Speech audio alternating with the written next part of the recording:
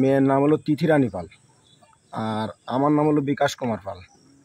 আমার বাসা হলো জয়নগর, 1 নং ইউনিয়ন জয়নগর, 6 নম্বর ওয়ার্ড। একটু জোরে বল। আমার ওর সাথে 1 বছর ধরে রিলেশন ছিল থাকাকালীনই।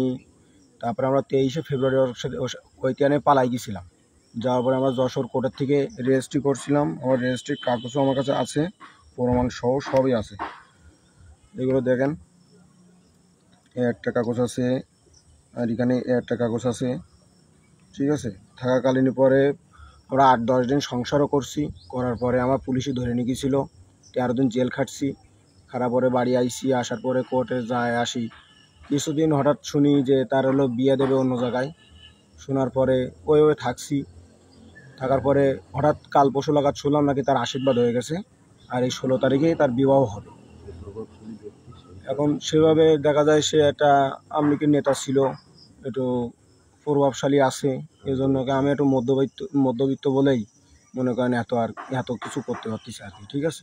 এখন আমি চাই যে যেহেতু আমাদের হিন্দু সমাজে শাখা সিঁদুর উঠে গেছে, বিয়ে হয়ে গেছে, মন্দির থেকে বিয়ে করছি, তো সরকারি ডকুমেন্টস তো আছেই। আর আমি আমার স্ত্রীকে আমি পেতে চাই।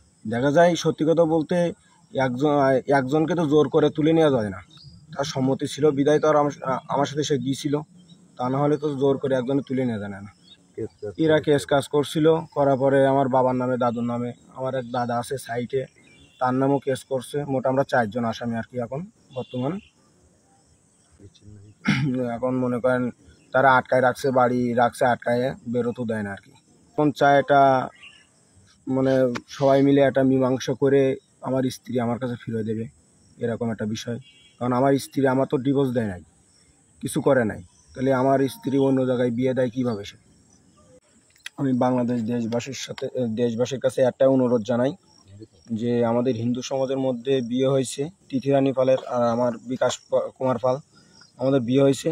তো এই বিষয়টা নিয়ে কেউ যাচাই বাছাই না করে